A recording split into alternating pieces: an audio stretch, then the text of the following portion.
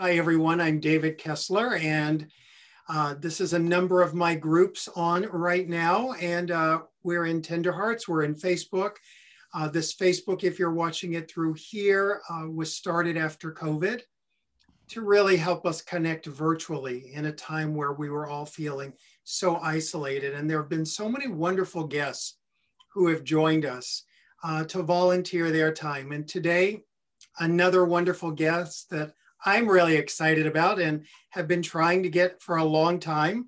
Ken Ross is here. Hi, Ken. Good to see you. Hello, David. I'm glad we're color coordinated today. We are. So Ken Ross is a number of things. He is a photographer, and I would imagine those are some of your shots behind you.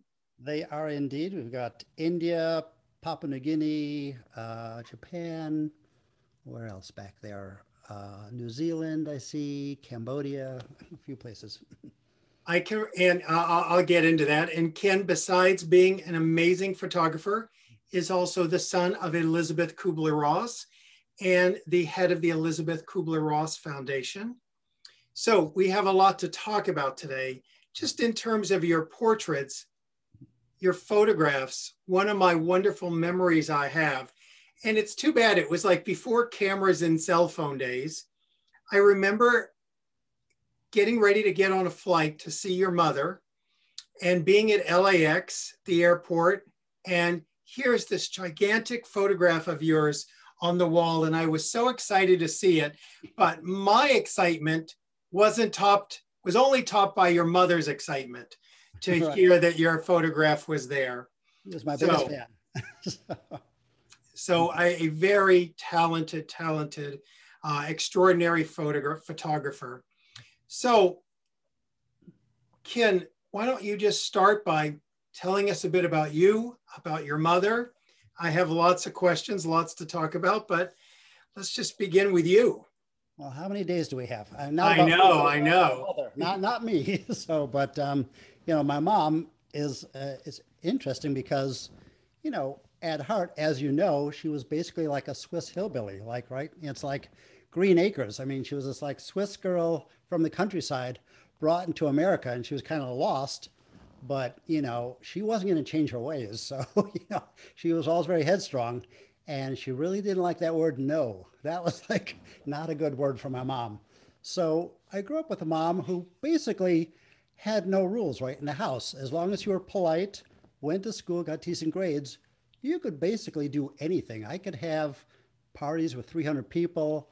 I could stay up and watch Johnny Carson in third grade. I mean, it was a very eclectic upbringing. And then we had, two brilliant doctors who knew their stuff, but they were very opposite. So you could say, in some ways I was conflicted because my father did not believe in life after death, being a Brooklyn Jewish guy. And my mother, there was absolutely no question. So at the dinner table, it's this constant discussion of life after death. And my dad's bringing these brains home and leave them in the kitchen where we're eating, or I had to go to see an autopsy. Not quite his brains, but other people's brains in jars, right? Yeah, well, the ones he brought home. People don't realize both your parents were doctors. Right. And my father was a neuropathologist. So the guy's a brilliant guy. He was a professor, head of his department. He was the only one in Denver. And in Chicago, when I started, there was only 3. So it was a very rare specialty. And, he studied medicine in a language he didn't speak. I mean, that takes brilliance, right? To go to medical school in Switzerland and not speak German is incredible. So anyway, I grew up like kind of conflicted because my parents were kind of on opposite sides and I had no rules and we're traveling around the world and it was a very unusual upbringing. And plus I was very shy. I did not talk.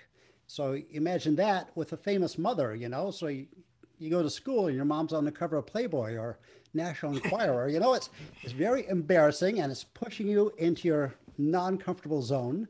So, it was pretty weird and challenging, but it was also very exciting because we got a lot of opportunities, got to meet incredible people, famous people, do wacky things. People let us sleep in the pyramids, on New Year's night. Just incredible things all around the world and watching my mother touch so many lives. I think I traveled to about 20 countries with her growing up. So that was an amazing experience to see. One day she's in Sydney Town Hall. Another day we're in Eskimo villages, and then we're off to Japan to go work with people. You know, it was just very eclectic upbringing. So I grew to really embrace diversity, travel, cultural, you know, anything that's interesting and shows us how all our differences kind of bring us together at the same time. It's, you know, there's so many times people describe just other people in the world, and the descriptions are like, they're nice, they're lovely, they're sweet. Describing your mother is different than anyone. You know, people always ask me about her, and they're like, what was she like? And I would say, more honest than you're comfortable being in the presence of. Like, Exactly. your mother had an honesty that people either appreciated or it pissed them off. Exactly. Right. And she didn't realize it, but she was like her father, because her father was very much like, I have an opinion and this is what's happening. And that served her well, because she was, you know, a tiny woman who was like, you know, 4'11" and a half from Switzerland, you know, so for her to change the American establishment of a medical community, you know, it was pretty incredible. You have to be very determined and have kind of a naughty side to do that, you know, and she has plowed through like a bull in a china shop. So. And people really don't understand all that she did. How many books? Well, we say 24, but there's really more, because there's some books that are only in German and some that are kind of taken from other books. So it's kind of hard to say, is that a new book or is it really just a derivative of another book? You How know, many so languages? 41, because I'm Swiss and I'm all about the numbers. So Right. 41, as you know, David and I signed a life lessons in Mongolian recently. Right. And we just signed On Death and Dying in Arabic for the first time. It's the first time she's ever been in Arabic. And I love it that she's in both Arabic and Hebrew with the same book. It is really incredible. Right. And thousands upon thousands of lectures. And my goodness, and really, people don't understand the modern hospice movement and end of life care might not be what it is today if it wasn't for her.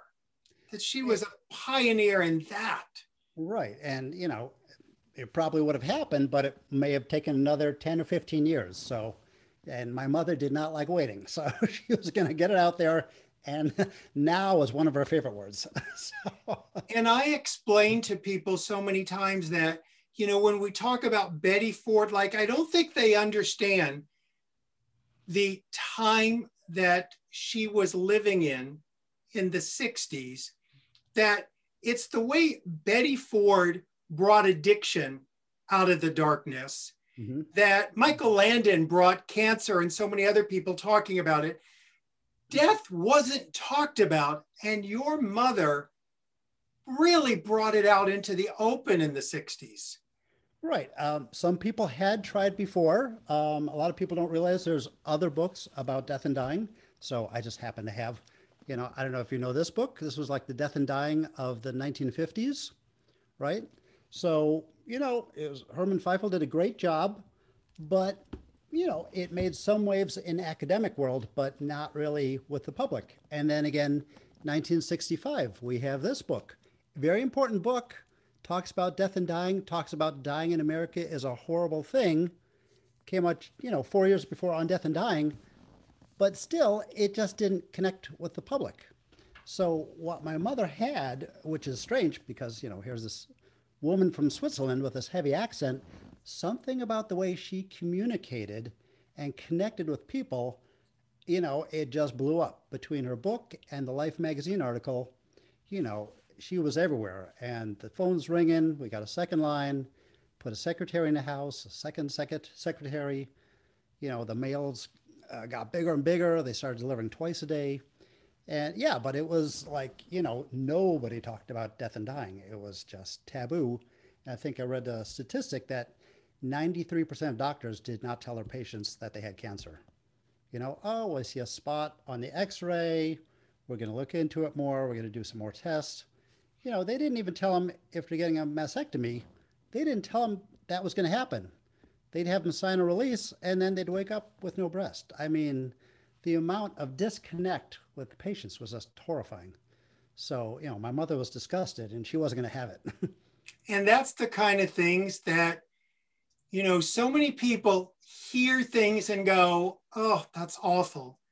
And your mother was the type that was like, that's awful. Let's change it Right. today. Yeah, it's unacceptable. Like we're changing it like now. Like where's the administrator? Like if he doesn't like it, I'm just doing it. But like, you know, I'll ask once, maybe twice, but then I'm just doing it. So I'm not interested in your permission. Like this is the right thing to do. So I see we have a guest.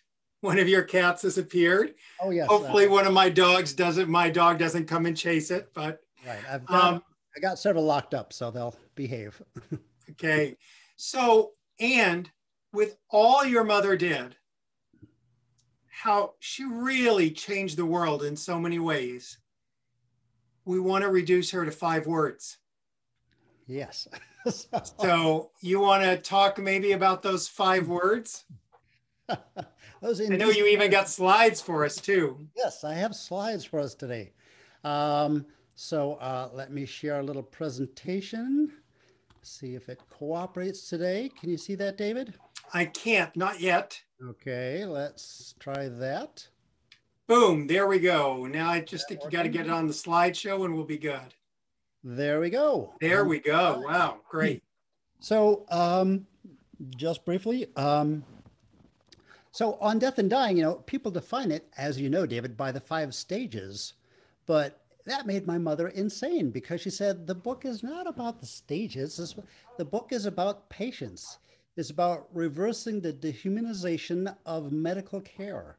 The book is about hope. It's about listening. It's about bioethics. It's about unconditional love. It's about having the teacher as the patient, you know, making them come first, not the doctor, not the tests, not the, you know, none of that, you know. So she said on death and dying is about all these different things, but everyone just wants to give it this little neat little package and label. And I think part of that is because the publisher probably arranged the index in a manner that looks like it's just the 5 stages, right? I think we're going to pass through this today. So I want to mention this actually. Something very ironic about On Death and Dying that people don't know about is that my mother was a Jungian, but she got her idea for the 5 stages from Freud. She was friends with Anna Freud, and Anna Freud had this idea around the ego and the mechanisms of defense. And Elisabeth said, hey, you know, I think that's what my patients are going through. This stage model is a great way to describe what, you know, basically is a reaction. It's a defense mechanism. And so people always say, oh, you know, your mother got the stages from Warden or, you know, all different people. And no. She got it from Anna Freud. I mean, she told me directly on several occasions, and you can see there's a loose connection with the 5 stages here. This is exactly where she got it, nowhere else. Something else that's unknown about On Death and Dying is that there used to be a 13th chapter. The chapter was about near-death experiences, NDEs, and about life after death. So people think, oh, you know, Elisabeth just got into this wacky stuff in the 70s. You know, she was living in California. But that's not the case. She was totally into it in the 60s, but even the concept of talking about death was so far out that both her best friend and the publisher begged her to take it out because they said, no one's going to take this book seriously and you're not going to sell any books. They'll just think you're a quack. So reluctantly, she took it out, and unfortunately, that chapter's been lost. But obviously, she did many books later on about near-death experiences and so forth, and they've been some of her biggest sellers. But it's just curious that, you know, people have this misunderstanding that Elisabeth got into this much later. So, and again, I'd like to mention that, you know, Elisabeth did many books besides On Death and Dying, because people come to me and they say, oh, your mom did that one great book. I'm like, well, you know, she did a lot of great books. And here we have 2 of the books with you, David. And I'd like to point out that out of the 32 million plus books on Amazon, this book is in the top 10,000 best-selling books. You know, that's pretty incredible. This book came out, what, 15, 16 years ago now? So, yeah, you know, right. That's an amazing accomplishment, right? And it speaks to, the continuing validity of her work and your work, and the importance of this work, and how it's so cross-cultural. The message is not just first world. It's not just about how things happen in America. It speaks to everyone around the world. It's very important. And Ken, before you leave that page, Yes, sir. I want to point out how many years since Death and Dying, because it still remains a bestseller also. Exactly. So 50? it is now 51. Wow. And it's usually in the top 25 best-selling books on grief. But that often includes like one book labeled 3 times because it's a different version. Right. So like Tuesdays with Morrie will have 3 positions in the top 20 or 25 books. So really, it's more like in the top 15 bestsellers after over half a century. And if you're interested in learning more about Elisabeth from a different viewpoint, these are some books written about Elisabeth. There's some great books here. Some of them I have not had an opportunity to read because they're in Portuguese, French, German. I think there's a book in Flemish. But there are a few books in English. So if you'd like to learn more about her after this presentation, we encourage you to go see Tea with Elisabeth and some of these other books that are available on Amazon. Tea with Elisabeth is wonderful. Yeah, we did that because a lot of people said, oh, I'm so sorry your mom died. I really wanted to get an idea of who she was as a person. So we had 51 people come together and write remembrances of who she was. So we had some great people join us, including Muhammad Ali and wonderful people. We just didn't want, famous people, but we got a whole variety of people from going way back in her life, and people who had worked with her, people who were just friends, neighbors, to give a really complete picture of who she was as a person. And then, so besides these 24 books, she did over 100 chapters in books. She did forwards in lots of books. She did vet projects, AIDS projects. She started the first prison hospice. She had a working farm. She saw patients. She lectured around the world. And if you can imagine, she basically began her work when she was roughly 40 years old and retired in her 60s, So this woman was just nonstop for 25, 30 years. It was just exhausting to watch her go, go, go. So here we have the 5 stages as it's kind of portrayed in the media, as you've seen so many times, David. But the fact is, if you look in the book on page 251, you see this is the chart. And back then it was initially called the stages of dying. So people love to say, no, it was all about dying. It wasn't about grief. I'm like, Elisabeth was just kind of getting to know the stages when she came out with the book. And I saw between 1968 and 1974, there was definitely a transition of how she portrayed the stages, and she learned more. By the way, David, I've got a note here saying the Facebook link is broken. Do you want to double check that? The Facebook link is broken. I'm not sure where they get that from, but I'm seeing us on Facebook. So if they miss it, they will be able to find it later, because it looks like it's coming up on my end. Okay, but thank you for letting me know. I think it was a link on that social media post, because a couple people wrote me earlier saying they couldn't get on it. And I said, oh, I think you can't get on it until we're live. So. All right. Well, we'll make sure we get them a copy later. Okay. Here's a message. It says, because it's private. Yeah, so, it's a private group. They can't get in unless they join. So that's why. Okay. No problem. They'll be able to see this later. Okay. So anyway, going back to the book here, you can see clearly that it says 1, 2, 3, 4, 5 at the top of the page, but clearly there's more than 5 boxes. So, we have to say, well, why is that? How did that happen? And I'd say, basically, as I see it, and I didn't discuss it in depth with my mother, but I certainly had a few talks about it. She said the 5 stages are basically a shorthand so that people can have a common language with their doctors and begin the discussion. She said the problem now being in 1969, that there's no common language between the doctor and the patient. The doctor is talking about these medical terms. The patient is talking about the human experience, and they don't have a common language. And the patient is having trouble, hard to, how do they describe what they're going through? And so Elisabeth came up with these stages as a way to have a conversation, to break the ice, and also to understand better what they're going through. And what she was really trying to say is that grief is complicated. She wasn't saying that this is exactly what you're going to experience, but she's just demonstrating kind of a common, typical way that one might experience grief. So we see shock, we see preparatory grief, partial denial, we see hope is the biggest stage, but no one ever talks about that when talking about Elisabeth's work with the 5 stages, right? So, and Elisabeth devoted an entire chapter to hope, and yet that's never mentioned. And I think really that was kind of a misprint by the publisher because, I think that could have been a 6th stage by Elisabeth. But again, Elisabeth wasn't hung up on these stages. She said, this is just to open up the discussion. She said, if you want to do 6 stages or 7 stages or 22 stages, that's great. There's so many different ways to interpret grief, to explain it. She had absolutely no problem if you wanted to adopt it, adapt it, change it, evolve it. That's great. But the point is, let's get the discussion started. And back in 1969, the discussion had not been started, right? So here's another chart from my mom.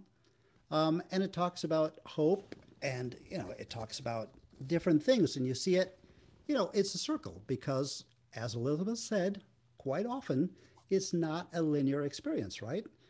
And this is another chart. Elisabeth is talking about resolution as part of acceptance, about dreams, about hope, and how it's a circle. It overlaps. So you can just go back and forth, back and forth.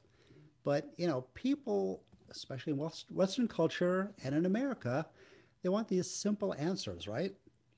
Like we get calls, hey, my friend's kid died. Can I just send her to a camp or something? I want to make her better, And this is kind of the idea that, as I'm sure you've seen, that, we just want to get past grief as quickly as possible, and we don't really understand how to help each other.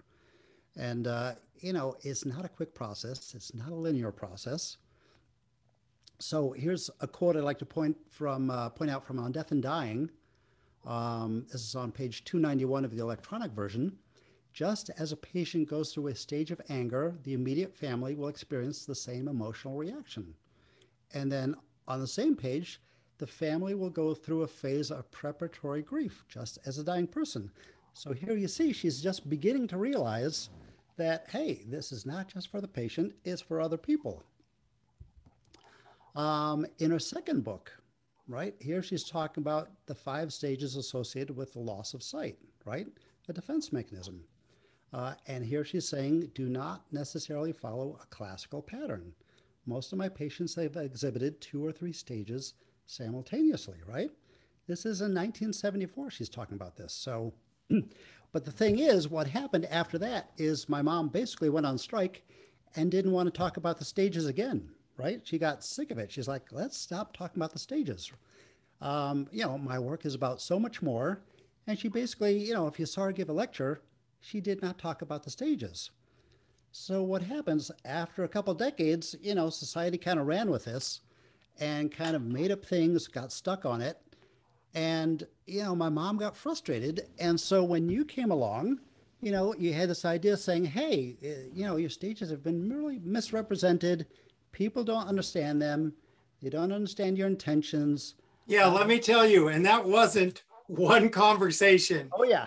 That was years that I would go, Elisabeth, people are adapting them for grief.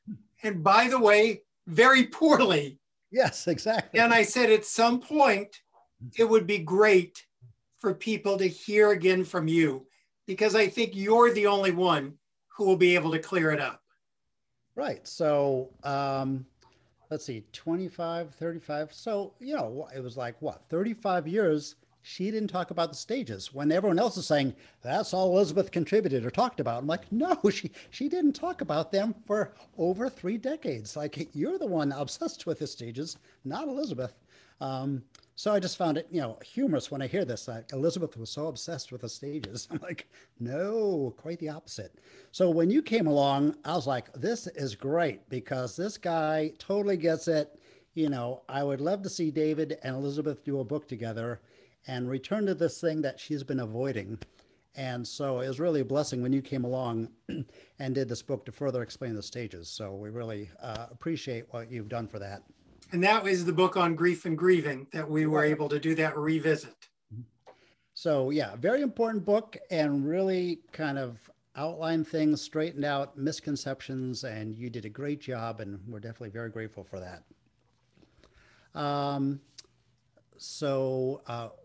Let's see if this works today. I have a tape of my mother talking in 1972. It doesn't always work, but let's see if it works today. We are presenting here a collection of tapes, including the lessons we learned from dying patients, whom we asked explicitly to be our teachers. The first part contains some of the highlights of what these patients taught us meaning the members of the helping profession. It will describe the stages the patients and their families will go through from the beginning of a potentially terminal illness to their actual death. So they're like the patients and their families, right? So Elisabeth is clearly saying that on tape, in her books, but, she was fed up with the whole thing. And so she kind of just like cut it off like, okay, I don't want to talk about it anymore. So, when you came along, this was a great thing. So, but yeah, she did realize that. And then she kind of let it go, which, my mother didn't care about the media and her reputation. She just wanted to do her work. And so sometimes I came back to bite her. So not too long ago, I went online and just looked up criticisms of the 5 stages. And here were some of the ones that showed up on the first page. And, here we focus on their fixed sequence, smooth and predictable path, their proper order. There's no stages. Well, as you know, David, this is what you say, this is what my mom said, this is what the foundation say, but somehow, it gets lost in translation in the media, right? So here we have some quotes by both you and Mom. Everyone's grief is unique. Not everyone goes through all of the stages. You guys have said it 1,000 times, 5,000 times, but for some reason, it's just a challenge with the media. So they have their own version. It fits into a nice little package, and that's how they like it.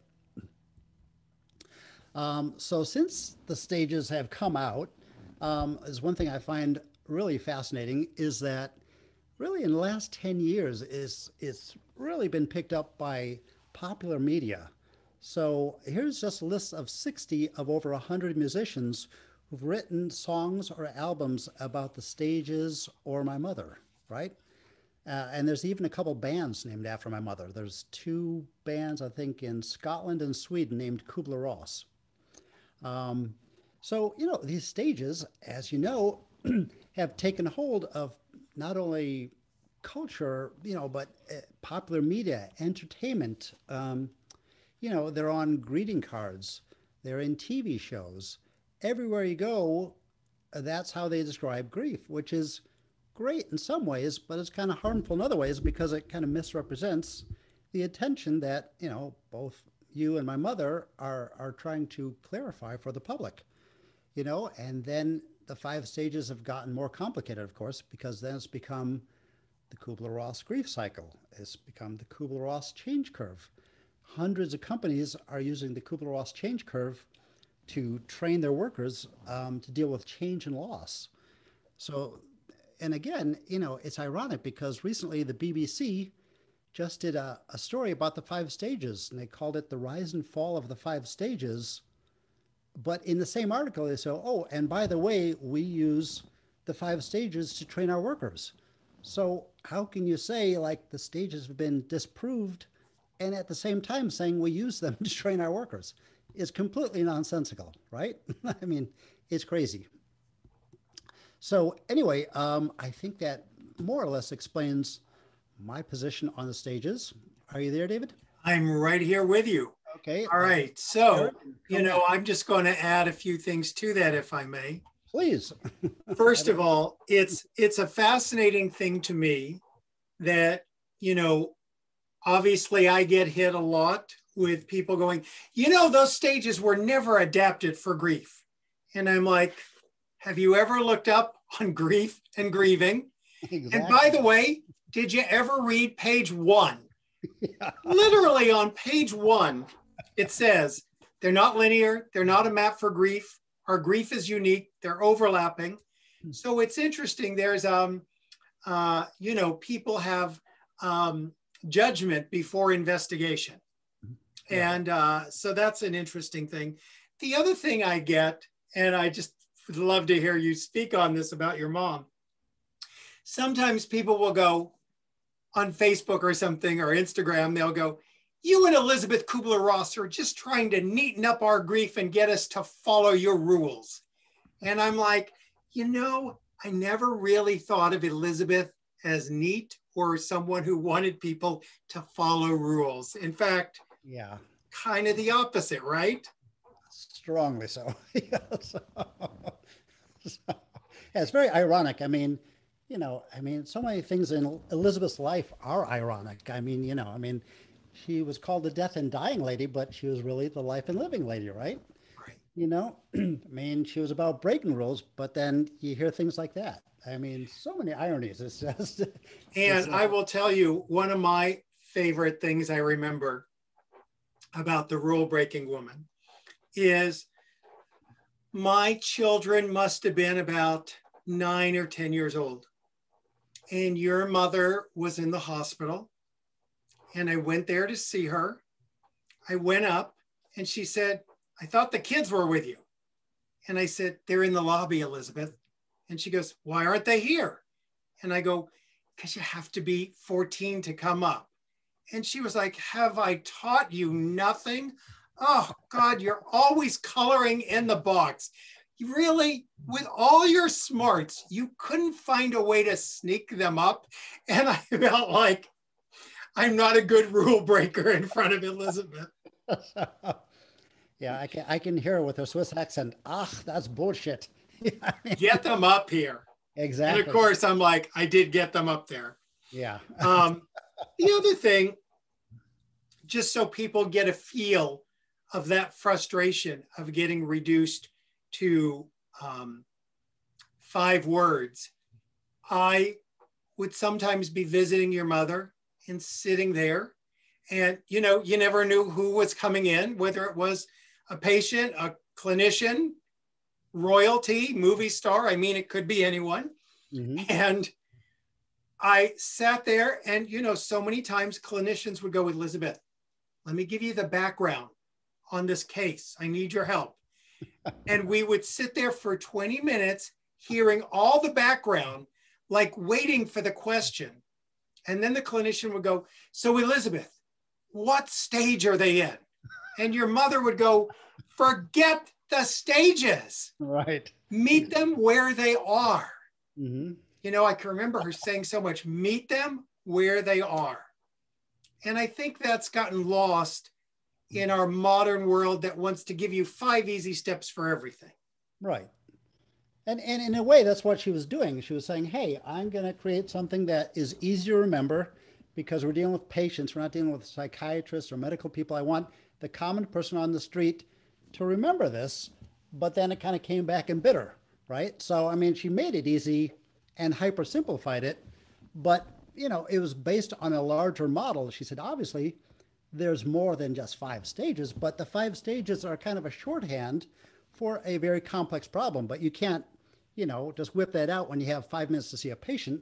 Let's develop a shorthand conversation, So I heard my mom talk about possibly 14 stages, right? And she talks about anxiety 14 times in On Death and Dying, right? So somebody wrote a book saying anxiety is a missing stage of grief. Claire Bidwell Smith. Right. But so, yes, it wasn't mentioned, in the index, but, she talked about this and she talked about all sorts of things. Yeah, the one thing that I love that comes up a lot in the media is they'll go, we want your comment. Something new has been discovered in grief. And I'm like, something new? And they'll go, they'll go, did you know grief occurs before death? It's called anticipatory grief. And I'm like, yeah, we talked about it on Grief and Grieving. Your mom called it preparatory grief in 1969. It's just not new. She mentioned it decades ago. Yeah. By the way, yeah, it's half a century old, but you can Right. dust it off, put on some bells and whistles and a shiny ribbon and call it macaroni. So, And, I think that's so true that it was interesting, when you talk about, I've been around her long enough in my life, decades now, to know that she's in favor, she's out of favor. She's in favor, she's out. like the That tides of it's the a ocean. bit of a roller coaster. Mhm. And, it's amazing to me how the things that your mother Elisabeth talked about the afterlife, were considered so out there. As you said, it was like, shh, don't let her talk that way. Right. And now it's been proven that connections with our loved ones after they die are a good thing for people in grief. That we don't know, that it's actually arrogant to think, oh, we know. That's one of the ironies I was talking about. I mean, like so many ironies. You can just go on and on for like a half a day on all the ironies in Elizabeth's life. So, and people say to me, oh, your mom was great, but she didn't go far enough. I'm like, do you have any idea what she went through just to do what she did? I mean, she basically sacrificed everything. She gave up her family, her position at the hospital, her reputation, so to speak. I mean, she was all about, she'll do anything to help a patient. She doesn't matter what the cost was to herself. Right. So let me see if we have some questions. I think a few came up. I think we addressed a lot of the questions I saw. One that I'll just talk about that someone asked a few times, how did I meet her? It was interesting that we were both going to be at a conference in Egypt. And she was, of course, the keynote of an international conference on death and grieving in Egypt. Right. And the person who put the workshop on and was doing it all, I mean, she was the keynote, I was like wallpaper. And after, I remember the person who was running it said to me, how's she doing? Do we know? And I went, well, you must have a contact call. And she goes, I don't know how to call people who were sick. And I go, well, are you calling her directly? And she went, no, it's her son. So I said, give me his number, I'll call. I was shocked. I called you and you said, she's doing better. Here's her number. Mm-hmm. I'm like, okay. Then I called her. We had an amazing conversation. She told me how she was doing after her stroke. She talked about what was it like going to Egypt and shared that she had been there before and it's sad she didn't get to go again. Mm-hmm. And then at the end of the conversation, I remember saying, well, Elisabeth, I hope someday, somehow, in my detached sort of way, our paths get to cross because I would love to meet you. Mm-hmm. And she goes, how about Tuesday? And I thought about, that's what made her the person she was. She wasn't like maybe our paths would cross again. It was like Tuesday. Right. She knew how to push buttons. She's like, she wanted things now. And she's like, forget let's do things now, like right now. Like, Kenneth, let's go fly to Europe, like right now, today. I want to go do this now. Right. So that's how she got things done. Like, don't wait, because tomorrow is not promised to anybody. So let's do it now. And she's also a woman who was the most honest, the most loyal, mm-hmm. probably loyal to a fault at times. Oh, yes. And I can remember I had no idea. I was very young when I met her. I had never understood how you can be used in the way she would get used. Mm-hmm. She would say to me, if you get successful with the lectures, good luck. People are going to love walking you in, and I hope you get a ride home. And I would find things like that to be true. But I'll tell you one of the things, and I don't know if you've heard this story, you probably have. I think it was on my maybe first meeting with her. It was really, and I feel silly telling this story. I was meeting with her and I'm sort of, young in hospice, palliative care. It wasn't even called palliative care at that time, end of life care, grief and loss. And I said to her, Elisabeth, is there anything I can do for you? And she said, like what? And I said, well, this is the part I'm embarrassed to say because I was talking to her.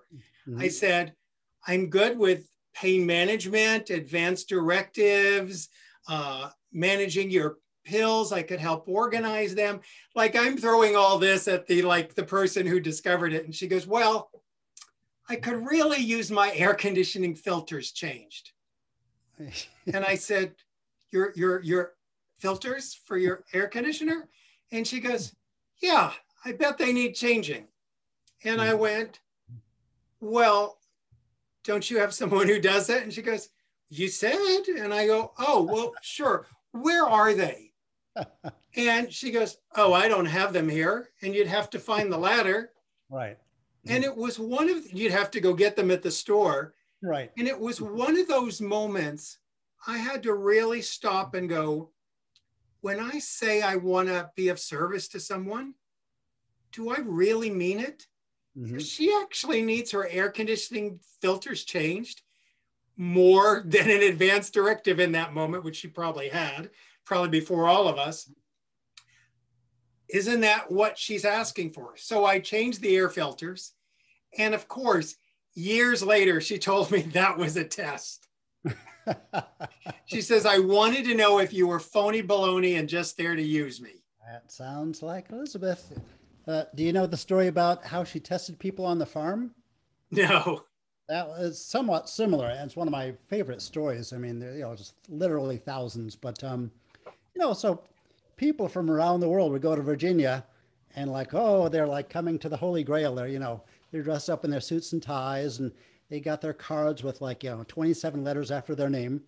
And I remember these doctors would come in from Europe all dressed up and, the farm was a very simple place. So my mom was in her overalls, right? Practically like a piece of straw coming out of her mouth and doing her Swiss hillbilly thing. And they say, hey, Elisabeth, I'm, this famous doctor from Germany, and I've flown here to see you. And, I'm a very important man. And, I'd consider working with you. She goes, oh, yeah, good. Go milk the cow and get some eggs from the chickens and get me the little pig and then come back, right? Exact same thing as she did to you, but the farm version, right? Right. So you're like, excuse me, here's my card. I'm a very important doctor. Yeah. Go milk the cow and get some chickens for me. Same thing. She's testing them. If they're too snooty to go get their hands dirty, she's not going to work with them. But if they'll go and, get themselves down and dirty, she'll be, yeah, stay. Why don't you stay for a week and I'll train you. I'll do anything you want. But, that was a test, right? You got to get dirty. And, her work is just amazing how it lives on in so many ways, in so many corners. I also think about, what do you think she would think about how it's impacted the world? Could she ever grasp the impact, do you think? That 50 years later, we'd be talking, 50 years, from her first book. Right.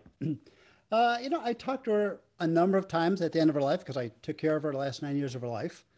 And occasionally she just bring it up and say, Kenneth, after I'm gone, do whatever you want. I totally don't care. Do photography, do my work, join a rock band, do whatever feels right because, I've done my thing. She felt like she was kind of like Johnny Appleseed. I've gone out and I've sown 10,000 seeds around the world and I'm done. So I've sown the field. It's up to them to kind of tender the plants and do with them what they want. So I think she was kind of torn because, she was this nonstop woman who wanted to continue working, but, she had limitations from her strokes. So she was kind of torn with, I want to do more and I've done enough. And whatever you do, it's up to you now in the next generation. So I think she was torn on that subject. Right. But, I think, and again, on what she accomplished, I think she was torn on that too, because, bazillions of people writing her letters. She's on TV and all that stuff. But then she'd go to a hospital and have this, ridiculous, terrible experience. Like, you're talking about when she was in the hospital, and she's like, have I taught them nothing? Have we gotten nowhere since 1969? So, it was this kind of dueling balance of, I've done a lot of great stuff. Oh my God, I haven't done nearly enough. What if, why hasn't it sunk in with society? And I think that's the kind of thing that gave people that misimpression. I hear people saying sometimes, and I have my own story of it, that she denounced her work. Right. And she said her work means nothing. And I can remember, Elisabeth, there was always a reporter just too close. And I can remember someone was there writing a story. I went to the house. She had just gotten out of the hospital. The home health person was there for the IVs, and literally said to her, with a reporter there, and like the home health person had no clue. It's Mrs. Ross. That's all they knew. And they said, all right, she's going down her checklist, and she says to her mom, all right, do you have an advance directive? Yes. Do you want to see it? No, I just got to check the box. And your mom turned to us and goes, I've taught them nothing. Right. And of course, the reporter's going, she's taught them nothing, right. But it was those moments of frustration that she would feel where it's like, it's not the checking the box. It's not the framework. It's the content. Exactly. So, the last 9 years of her life, she had a number of strokes. She was paralyzed. She was frustrated being paralyzed because she was an overachiever. She couldn't even go make a cup of tea. So everyone's going to be angry, and she had no problem expressing it, as you know. So, if there's a reporter there, she'd go express her anger, or maybe she was having a good day. So you could talk to her, at three different parts of one day, and you get three different stories. I'm happy, everything's great. I had this interesting Tibetan monk here. And then at noon, oh my God, I'm so bored. Oh my God. And then at dinner, oh, my son's coming to visit me. We're going shopping, but I don't care about work. And then the next day she's like, oh my God, I have to do another book, So, it's like a roller coaster. So. And let me tell you, that's another memory I have, that anyone who was close to your mother knew what it was like on a 110-degree day in Phoenix to be going. I would be taking her to the Burlington Coat Factory. Oh, yes. We would be at the Burlington Coat Factory. We love that place. Or she'd call me up, at midnight and say, Kenneth, they forgot to feed me. I'm like, well, no, Mom, it's 1 a.m. So you probably ate like 7 hours ago. She'd go, no, they forgot to feed me. Can you bring me dinner? And so I'd have to go like Jack in the Box at 1 a.m. and grab a Taco Supreme or, Hush Puppies or whatever she wanted. So, it was like, and there was days when the housekeeper didn't show up. No one showed up and she's bored. Maybe I was traveling or something was happening. There's other days, there was literally like a receiving line at the front door. There was 5, 10, 13 people waiting, like every 15 minutes to have a viewing with Elisabeth, right? So, and then, but she'd say to the press, oh, I sit here 15 hours a day bored, I'm like, well, yeah, maybe on Tuesday, but on Wednesday, the princess from the Netherlands was here and so-and-so was here and you went shopping and we just bought you a ticket to go to Switzerland. And like, so, Well, it's funny. It's kind of like, there's something so human about that it's like, I can remember those visits, like, how are you? Bored, alone, nothing's happened. No, nothing. It's been terrible. Right. 10 minutes into the conversation. So, and Oprah was here. Oh, okay. Oprah was here. Sure. All righty. My life is a little more boring than yours. Oh, did I tell you, Kenneth, I kicked Shirley MacLaine out of my house yesterday. Right. She was really annoying. So I'm like, oh, I'm sorry, Mom. Wow, that must have been so bad. So and I also just want to say, first of all, obviously so many people here know and have been so supportive of the new work I did, Finding Meaning, the 6th Stage of Grief. Mm-hmm. And, I would not have done that book in the way I did. And it was one more chance to revisit and clear up some of those stages. and acknowledge your mother and talk about meaning and hope. And I just want to thank you and the foundation for permission for that. No, my pleasure. But I say I'm telling you, you'll have to continue doing this the rest of your life, like my mother. I get it. Bed until they maybe get it, because it never stops. It never stops. And she literally changed my life in so many ways. I can never thank her or you enough. So tell us how we can find you. What if people want to see your photography? How can we know more about the foundation, what it's doing? Tell us how to get you. I want to make sure I hold up on Death and Dying. It's like an amazing reread 51 years later. Was briefly, the foundation's been in existence 15 years, just since after my mom died. We started working on it a few months later. And right now, in the last couple of years, we've been focused on international development. So we've got 13 chapters in 12 countries, and we're talking to 8 more countries now. I just got off the phone 2 hours ago with a woman in Beirut who wants to start EKR Lebanon. So we're focused on education and international development because so many people around the world have so little care. We're starting the first freestanding hospice in Rio, for example, in the poorest slum of Rio, so that's quite challenging. And we initiated a first pediatric hospice in Chile, in Santiago. And we're starting a hospice in Guatemala. We're talking about hospices in Mexico, Peru.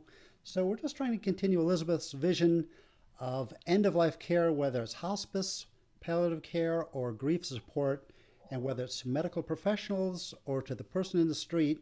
You know, Elisabeth was all about the entire rainbow, culturally, diversity-wise, everything.